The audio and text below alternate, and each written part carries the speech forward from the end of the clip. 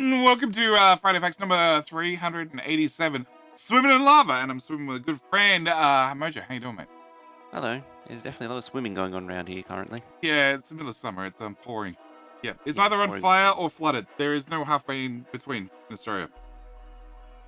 So, last week we covered Friday Facts number 386, the natural landscape of Volcananis, which mostly show the visuals. I mean, probably where we always put gameplay first.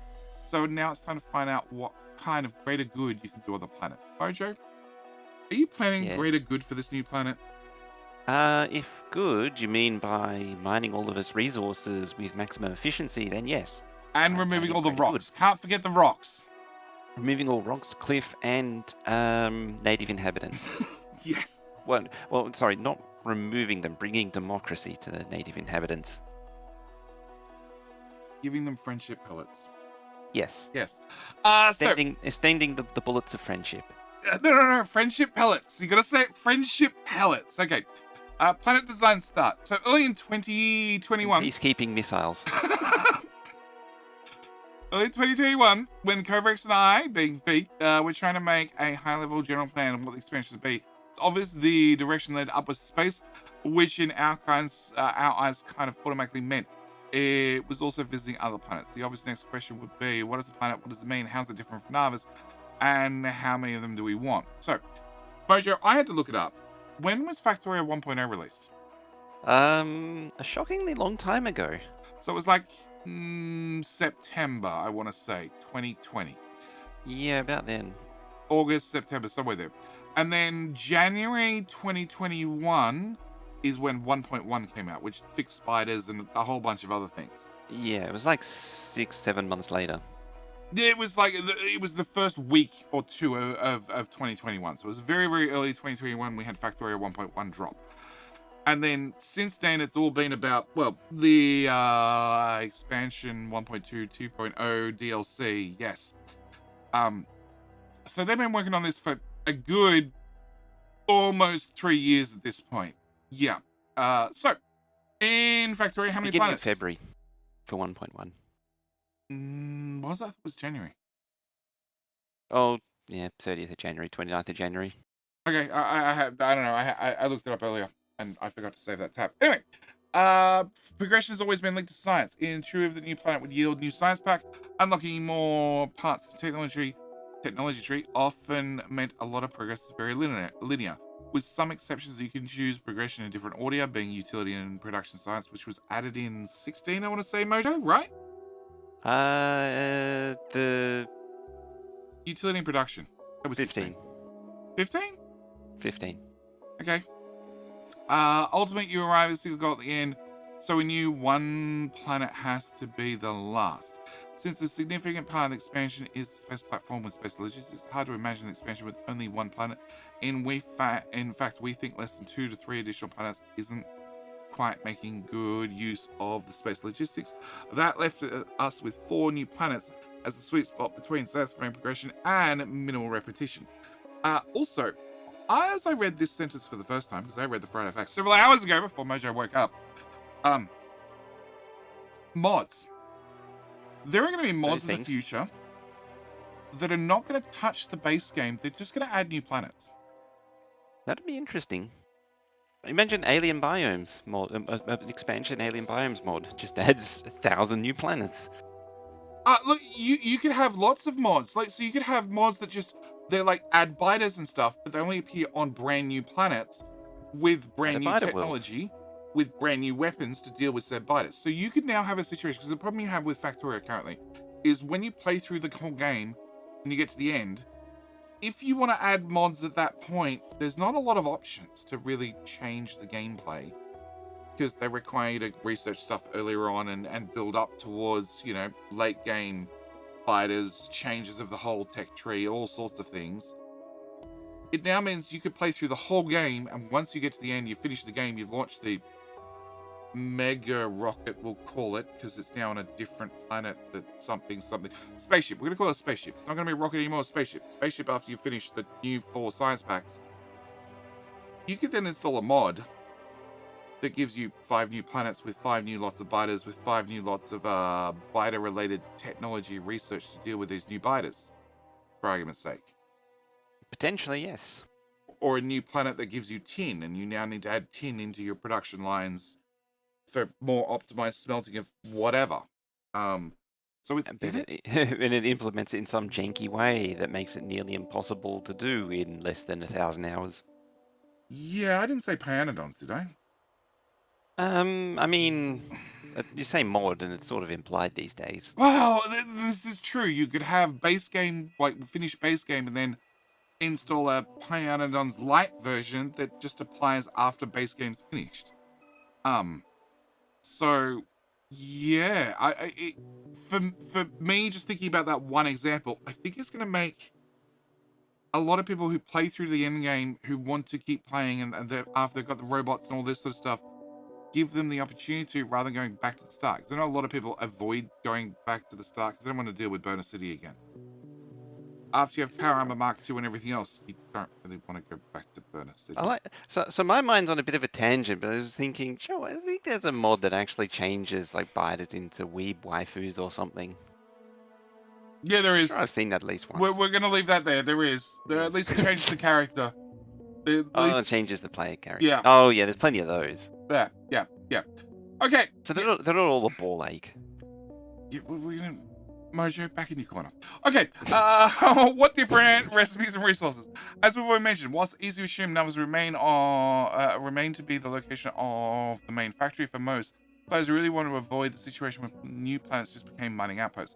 When I play to build something that felt like a worthy factory of each of the planets.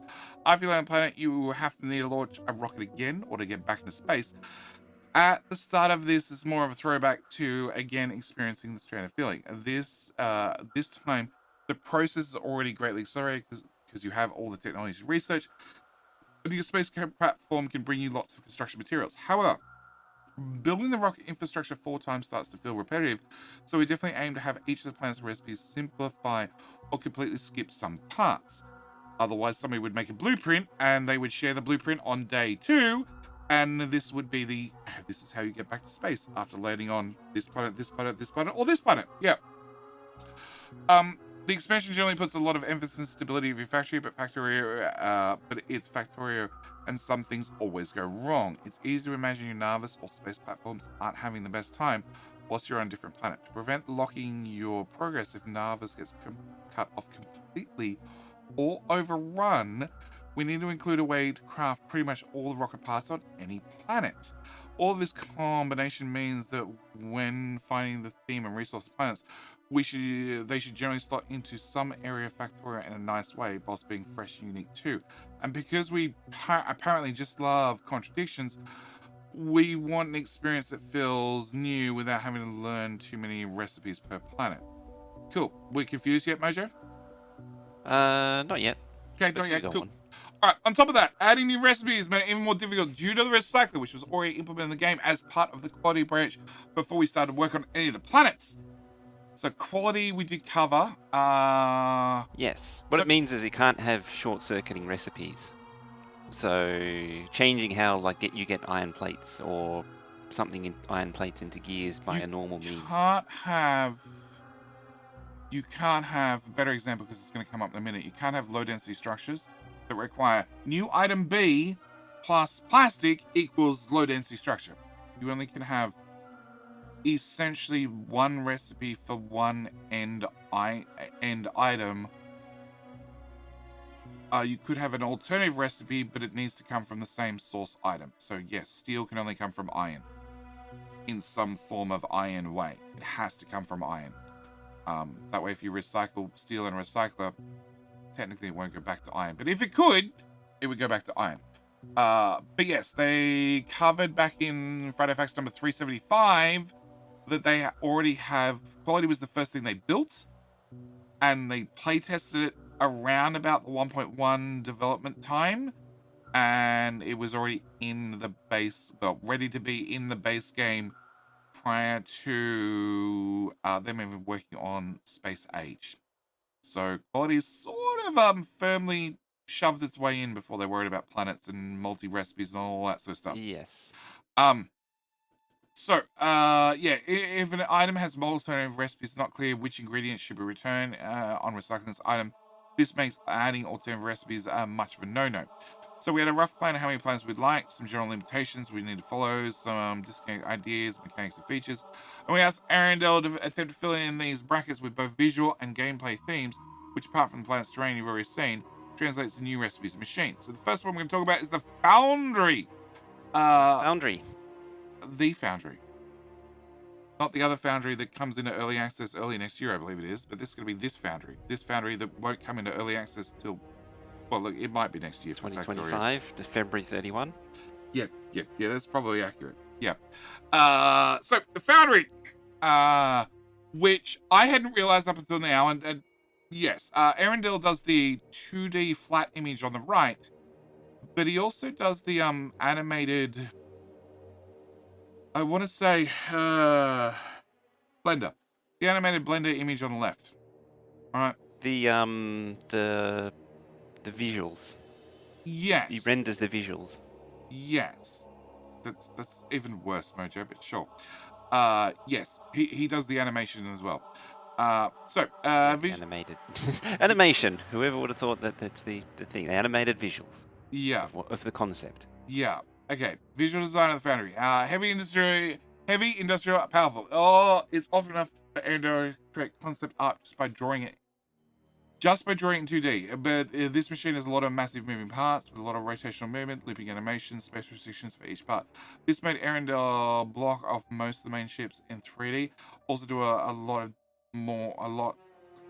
lot more detail than usual left. Later he would do a new drawing over the grey render to figure out the details and the textures on the right.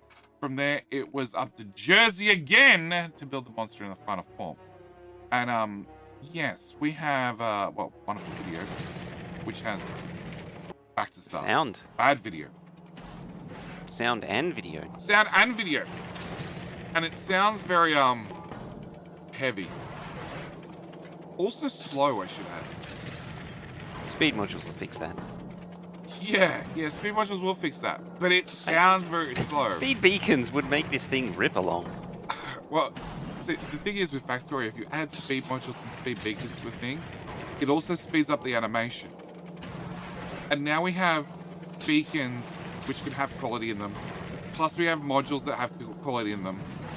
I have no idea what the max speed of this particular machine is going to be. Also, it's 5x5, so it's very large, which means a whole lot of beacons to put around it. Same as an oil refinery. It was a lot of beacons. I'm wondering how ridiculous 20 or something. Those animations are going to be when running at full speed. And whether it's still going to sound heavy and chunky, or whether it's going to sound very tinny and running very, very quickly. Very chipmunk. Yeah. Okay. I mean, I want to find out now. All right. So a lot of work. Which does change when you speed up or anything. Yeah, it does. You can overcome it a certain amount.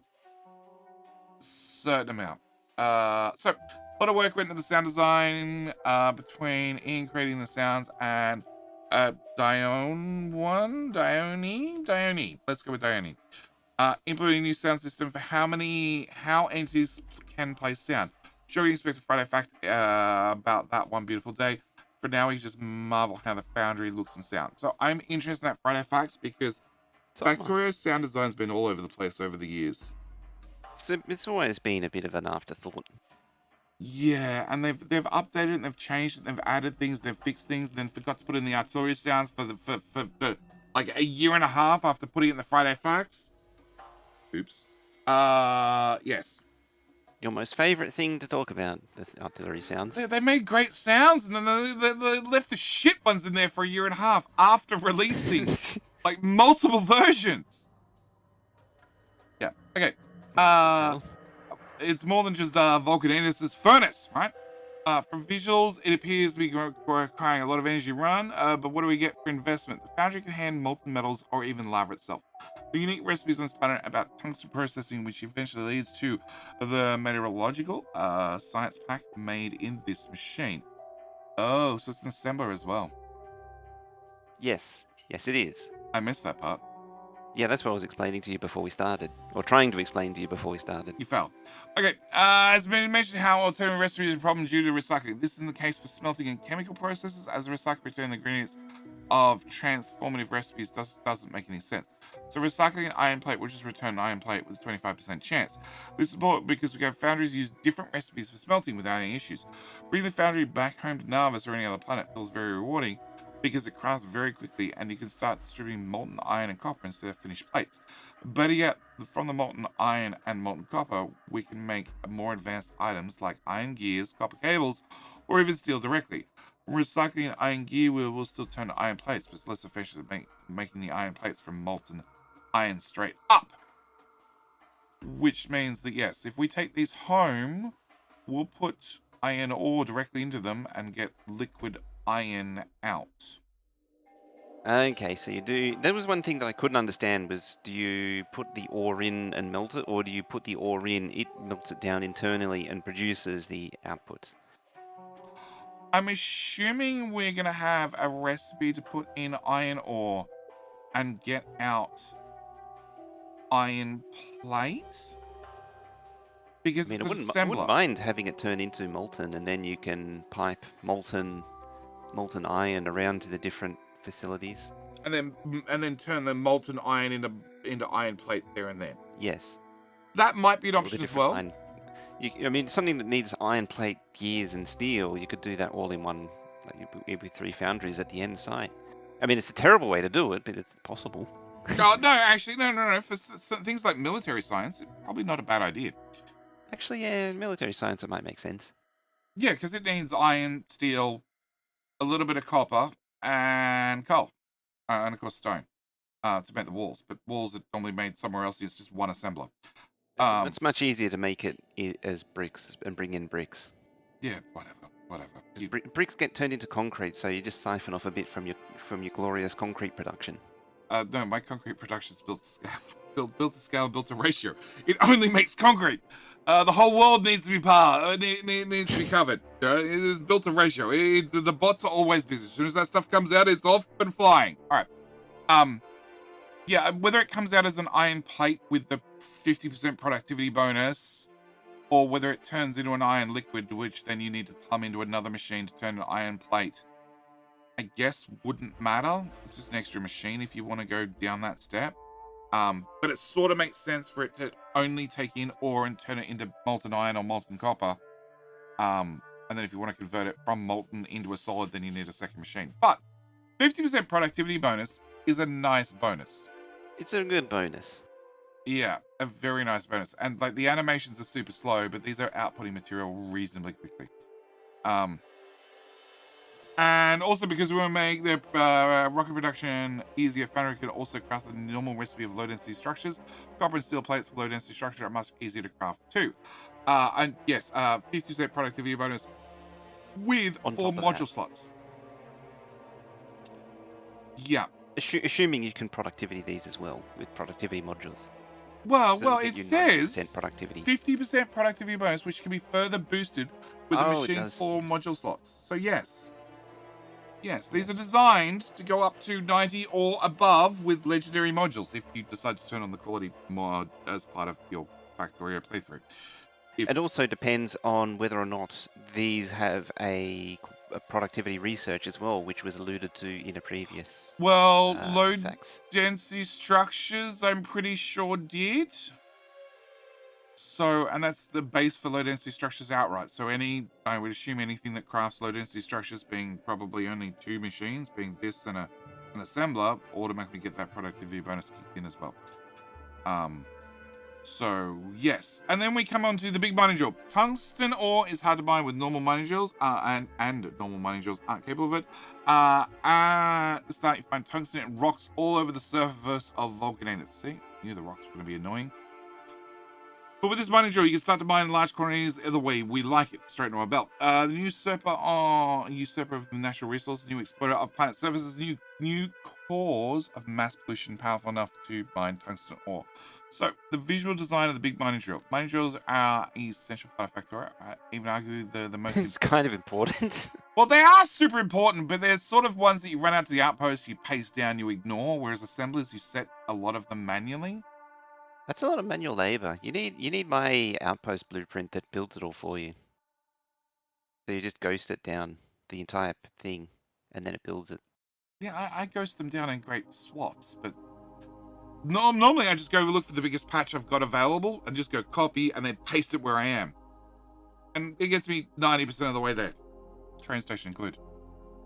You even get the train station. Yeah. If the train's close enough to the original, just copy paste the whole lot and just done. I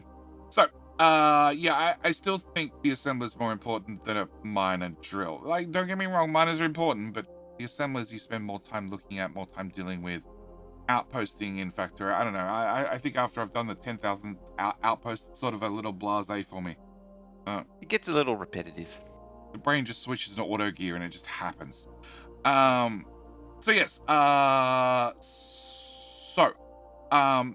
drills. Means a lot of thought is put into the visual design. Keywords for electric mining drill we redesigned in 2019 were aggressive ground penetration, violence and power exerted against the soil. We've followed this direction again, but want to exaggerate all of these even more and represent that it can wreck the land faster and in a bigger area. Now, if you want a quick recap, the mining drills from 2019, which were implemented in the game for about a month. Yeah. They were these... And then people complained about them. Ugly... I mean, they were kind of visually polluting. They were just... difficult to see. There was a lot. They became a square box of silver. And you just ignored them. Like, I ignored mining drills to start with. I admit, I play Factorio. I don't see the current mining drill. I had to look it up on the wiki. I see the original mining drills that swept the ground. I've had them for so long, that's just what I see now. Like when I played Diablo, I hear the sound even though the speakers are off. Because I put in too many hours in Diablo 1 and Diablo 2. I'm pretty sure the same thing was from Anno 2070. I was thinking about it earlier, because I'm fairly certain I've seen it in at least one Anno game. Okay. Yeah, I haven't played it in the early Annos. But yes, they got updated to the new, slightly less giant silver pile of crap mining drills that we have now. The meat's in the middle ground. Yeah, and... I'm still a giant fan of the originals, but that's besides the point. We're going to have new, bigger, and better ones, which means with the new, bigger, and better ones, I'm probably going to upgrade to these straight away and never go back. So, we have bigger and better mining drills, led to... Okay, bigger and better and more massive tends to invite making the entity taller. Remember, we also walked that path before with the electric mining drill. Soon realized we need to attach to the ground, so we did so in the last minute before the 1.0 release, which was one of these pictures. Yeah, sure. So for the mining mechanism itself, we chose a set of 4 excavating wheels which circled inwards where the ore is being sucked in by the mechanism above. We've doubled down on the ground attachment rails and the mining head travels on it. We've raised the holding structure in the direction of the output, which gives the drill directionally and a taller presence than the electric mining drill. Once we've agreed on the design, Arendelle finished the concept art. We let Jersey off the chain again. The guy is underpaid. And yeah, it Well, at least he's getting to do fun things now, not just rails. not losing his mind doing rails and GUI. Yeah. Yeah. So this looks oh, and tentacles. Yes, that was the other thing Jersey got let loose on. So yeah, much bigger, much more impressive. I do like this one. I also like the speed of it. It seems slow and massive. Yeah. Yes. It would be pretty weak if we only used the big mining drill was to get tungsten, so a direct upgrade to the normal mining drill is several ways. Much larger mining area of 13 by 13 tiles, so there's its space plus 4 tiles from the drill edge in all directions, which is very convenient in placing them in irregular areas like around lava. Harvest faster with a speed of 2.5 per second compared to the 0.5 of the standard mining drill, almost the double speed per occupied tile, which nobody cares about. Everybody cares about the 2.5 compared to the 0.5. How many you can fit into the smallest area? Yeah. Also, how many do I need to fill a belt? Yeah, that's all people ever care about. 4 module slots, so you can insert 3 efficiency modules and 1 speed module to keep minus 80% pollution whilst boosting their speed. I feel like the devs need to crank up the biters and make them harder. Or maybe crank them down if they're worried about pollution from mining drills. Don't get me wrong, they produce a whole heap, but biters are not really an issue if you've played enough Factorio. Well, we don't know what the off-world biters are like. I'm hoping they're aggressive, very aggressive. And as this planet has lava, that creates lots of air turbulence and lots of lift and flying biters, because that way they don't have to worry about pathfinding over lava. So additionally has a or water or any kind of obstacle. They just go over the lot. Yeah, and obviously if we find them on one planet, we might have to have our space platforms accidentally have like rats, moved across the sea and cats, just accidentally one gets on board and comes back to the home planet and we have flying butters on the home planet as well. Yeah. So as a special unique property, the reduction in resource drain by 50%. This new stat means the resource only get its richest depleted half the time. In other words, it directly multiplies with productivity of the drill. You'd imagine how crazy mining productivity can get. Better yet, the resource drain percent is affected by the quality of drill. A legendary quality at a big mining drill only drains the resource 17% of the time. Such a drill is mighty expensive, but that resource patch you're about to put it on is sure going to last them for a while. That's massive. I have a feeling that's going to be necessary, or potentially necessary for the later planets. I feel like that's some foreboding. As in the later planet's just going to have no resources whatsoever for you to find? Yeah, or it has some resource that's super rare that's going to justify such a thing. Yeah, maybe you're right. It may be already the case with the calcite, I'm not sure. But I feel like it's alluding to something that's coming. Oh, great. You ruined my fun, Mojo.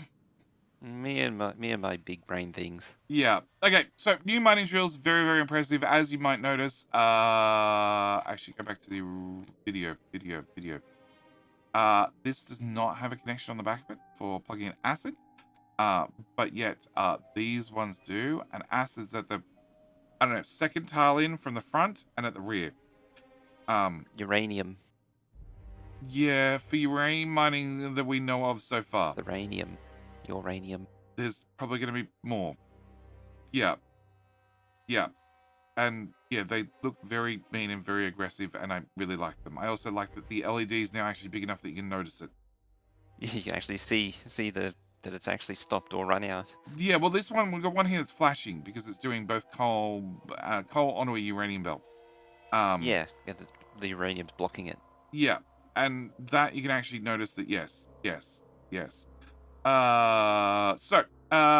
Recipes and resources. Apart from the two structures of processing, Vulcanese has more differences compared to Navis. Sulfuric acid can be mined directly.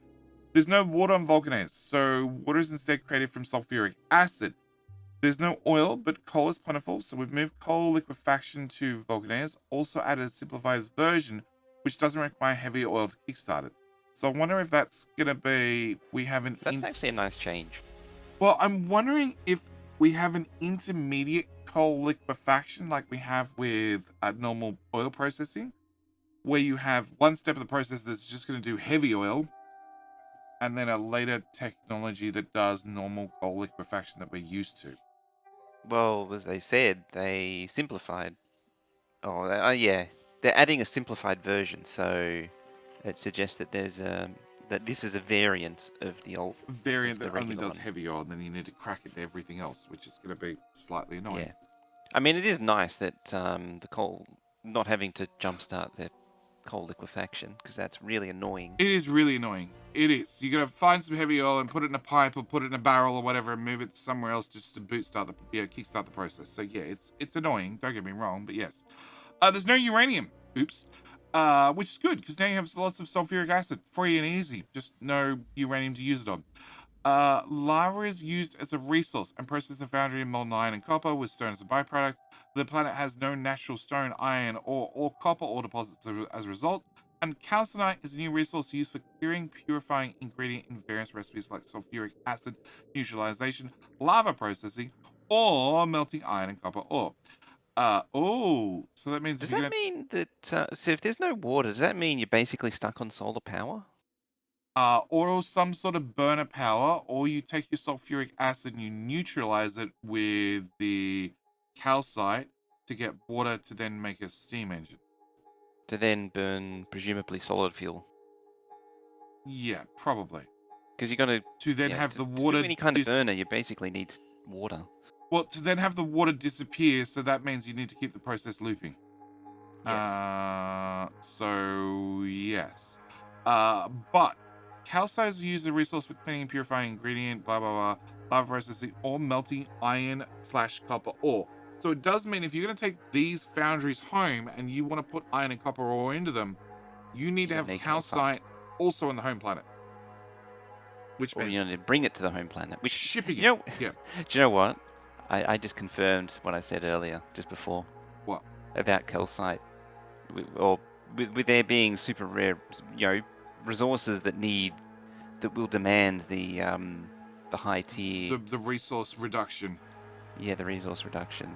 You're probably going to want that on calcite, because from what I remember of the map, the patches were quite The small. patches were not big, correct. But we're They only were not looking at a small. starting They area. were not big. We're only looking at starting area. That's always the thing with That is Factorio. If true. you move it, 10,000 tiles to the right, the patches are much bigger. Still, not a lot to work with. Yeah. So, Particularly if you're going to start neutralizing it to make water. Ooh. Using calcite to neutralize acid to make water, to make power. Yeah, it's going to add up real quick. And actually, this Yep. planet is closer to the sun, so solar panels power is going to be a very good option. Because we've already seen in previous Friday facts that solar energy is different between like space and the surface. So I'm willing to bet solar is going to be a very good alternative for this planet. It's either going to be really good or really bad. That's something we're going to have to find out.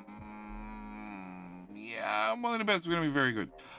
So Probably very good, yes. Conclusion: most of the initial rules and ideas, together with Arendel's great work on the first prototype version, still remains on Vulcananus to this date, which is to refine the experience over time. When you focus on designing individual systems, you always aim to get sophisticated results with intricacies and cool complexities. Small amount of increased complexity is one of our early objectives. We found after adding alternative resource sources, new scientists, new gadgets, it was then already complicated enough. When you play the game as a whole, you need to automate and take care of so many things that it quickly became overwhelming. The initial gameplay prototype included more intermediate items and mechanics than we have now, like tungsten would first need to be turned to powder before being processed of any kind of melting and casting recipe, also output slag, which was used for nothing but reprocessing. Back then we couldn't just void items in lava. If an alternative is only ever used for one thing, then perhaps it should be more useful or be removed, like iron sticks should have been removed, rather than being added to power poles. I mean, we did lose wooden boards. Which were used in the making of a box and a shotgun. Yes. So sure, but iron sticks were only ever used in lamps and rails. And train signals. They're used in train signals. Not anymore, but I'm pretty sure they used to. There was a few other things that used iron sticks. No, there were only those two, and they should just been removed. Okay. Both these items are in a situation where they only slow down progression, so they're removed. On the other hand, the idea to extract iron and copper ore from lava was something the first prototype did include, and we discarded it. After some time, we realized that just mining iron and copper ore over again the same way in Navis isn't very appealing, so we eventually made it back in. If you have to build multiple bases, it's very important you reduce points of repetition between planets, so nothing feels stale. Over time, we've consistently tried to simplify and cut excessive things. If something's repetitive but can't be cut, then we add a new twist or a new shortcut instead. This has been the case since Arendelle's initial version, every iteration since, so we can now get through all the planets whilst keeping the gameplay fresh. Everything presented above is obtained from trigger technologies, which we covered earlier, which is basically, I don't know, go make a miner, or go find 1,000 tungsten ore by hitting rocks, and then will automatically give you the big miner. Or give you the technology, or unlock the technology, or Yeah. open up the technology. Yeah. So yeah, we asked player craft some items specific to Vulcanus. When the Foundry big miner is still very excited when you start using them, place them on other planets other than Vulcanus. We still haven't shown you what you're gonna unlock with the meteorological science pack. Perhaps some other time. So we've only found about miners and furnaces and a little bit more about this planet. But Mojo, I have an important question. Yes. This is the most developed planet. We've already agreed on that. So it means the other planets are less developed than this one. This one sounds reasonably complete now after, we're going to go with 2 years. Since 2020. Yeah, I think it 2020, was. 2021. Let's be generous. Let's say they finished 1.1 before they even started worrying about the DLC expansion. So it's been... beginning of 2021. One, yes. Yeah, okay, so let's call it 3 years. 3 years, and let's say that a lot of time was spent working out space and getting space working, which, as far as we can tell, is complete-ish.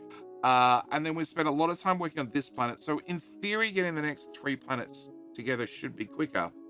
But if there is one planet ready to go, in air quotes, there might be changes. Do you think that what they have currently could and should be released as early access, i.e. you could buy a copy of the Space Age DLC right now as an early access DLC? See, on the one hand, having one extra planet is a thing. On the other hand, it might be a little too early. You reckon? Because like the only time I had experienced a DLC in early access was Oxygen Not Included, and that had the I don't know, whatever, the Space Age, Space something DLC, I can't remember. I bought the damn thing and then found out it was early access after I bought it because it wasn't really Oh made yeah, because clear. it didn't actually tell you it was early access. Yep, and they did do a whole bunch of updates to it since, and it's much improved. But it's one of those things that I don't know. I can't play Oni for large periods of time because the game, for whatever reason, hates. I think it's my setup. I think it's the multi-monitor setup. So it always runs like dog.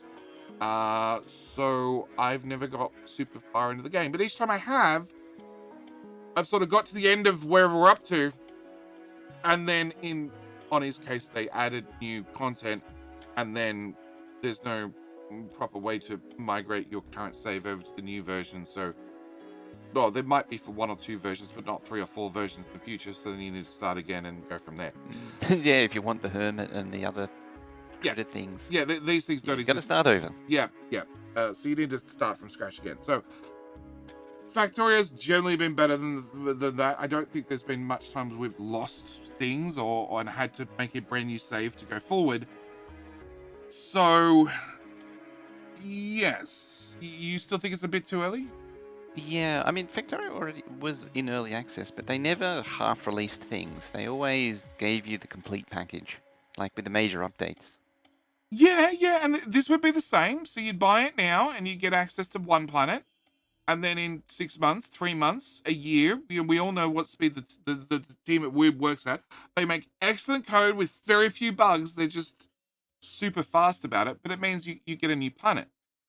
And then you get another new planet. Nearly always excellent code. It's 98 compared to any AAA game in the last 10 years. Yeah. I mean, I'm just thinking about that one time when train signals stopped working. Compared to 98% of any AAA game in the last 10 years, it's perfect code. Or there's been some catastrophic bug that they're like, oops, but that's okay, it's fixed an hour later. Usually that happens, I think that happened with like 15 and 16 releases, that the point 1 came out like 2 hours later. Yeah, there's been some bugs that have been hilarious and horrible, and they just haven't had a test for it. It's been fixed within like it's been fixed within like 20 minutes, but then the deployment script takes an hour or whatever it is to recompile and re-upload everything. Longer. It takes longer for it to propagate up through the Steam than it does Yeah. for the for them to fix it. So yes. All right.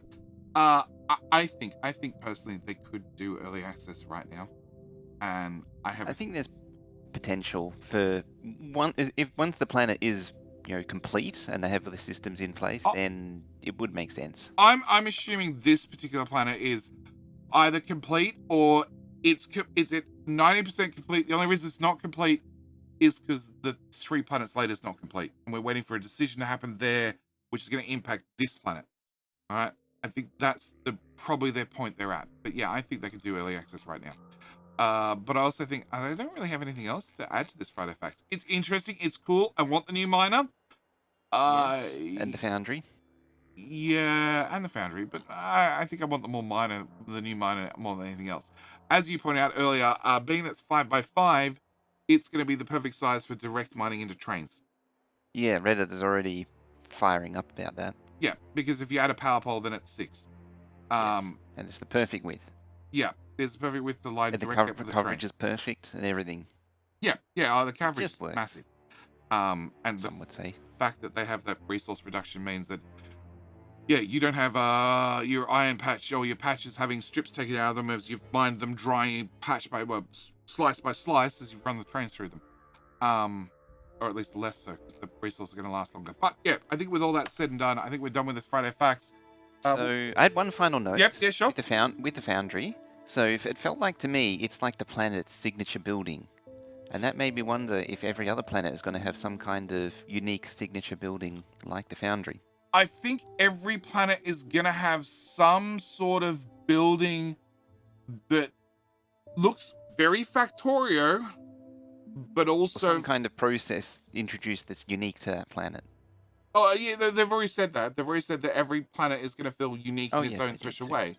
But yeah, I feel like every planet is going to have its own building that looks very Factorio, but also looks very fitting for this planet. So we're going to notice that the foundry has a lot of fire in it.